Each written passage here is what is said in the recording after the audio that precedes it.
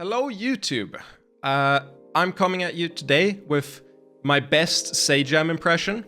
I wanted to do a quick video explaining a neutral game concept that I don't see people talk about, and I think it's very important, and when it goes under the radar, I get a feeling that it might hamper people's growth.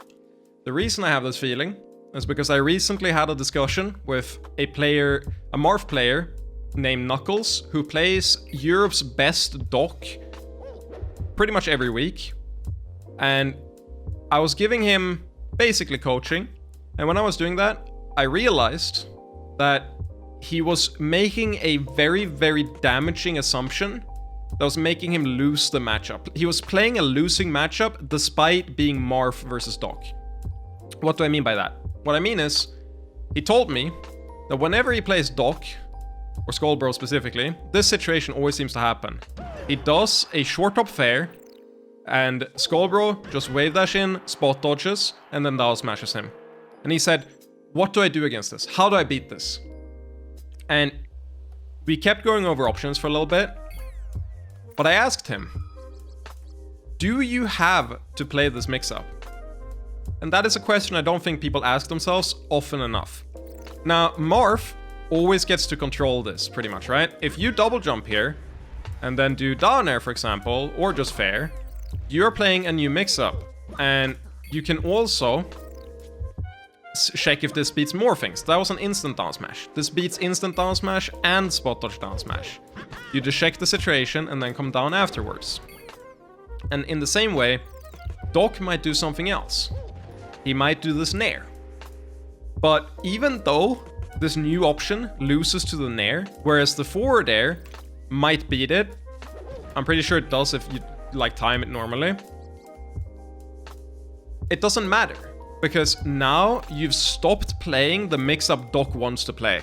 Do you think Doc wants this nair, or do you think Doc wants the down smash? I wager that Doc wants the down smash. Now, why does Doc want the down smash? Because the down smash will just kill here, or at least set up for a really good edge guard no matter what. So the concept of today's video is that you have to put pressure on your opponent by choosing new mix-ups. You can't play into the mix-up that they're expecting every time.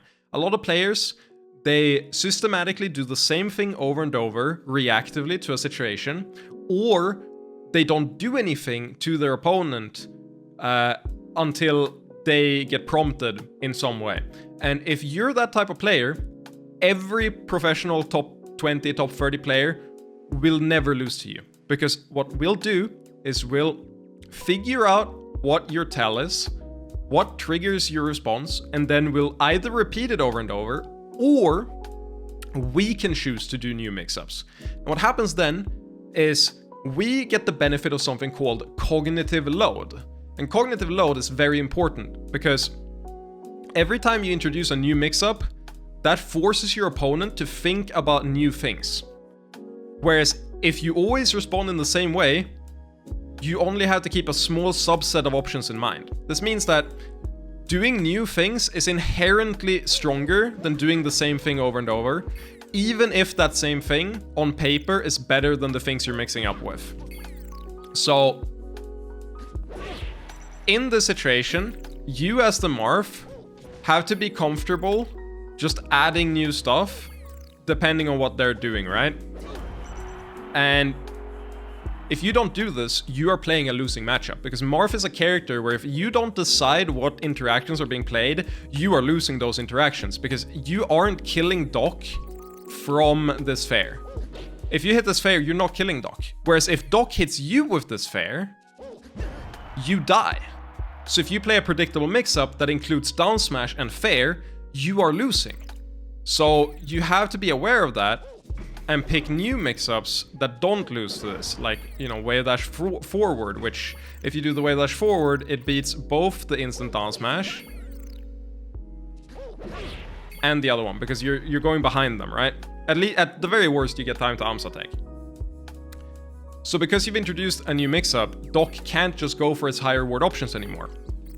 And he's also very bad at sharking you from above if you're high enough up. Whereas if this up air hits you at short top length, you are screwed.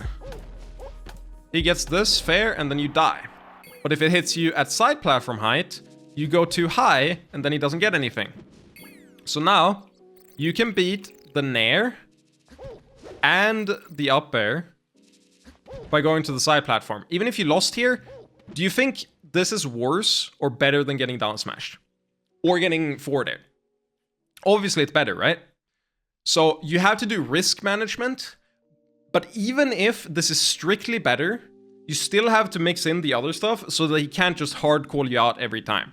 Adding new things is always worth doing, as long as the other things you're doing are also good. And in this situation, Marth is traditionally a character that gets to control neutral, and he also values space a lot. So a lot of Marths don't want to be cornered.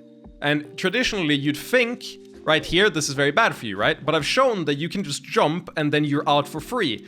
Whereas the opposite isn't true for Doc. So cornering yourself and then doing like a dash dance grab, for example, isn't actually that bad for you. You can kind of decide to do this and then play your mix-up.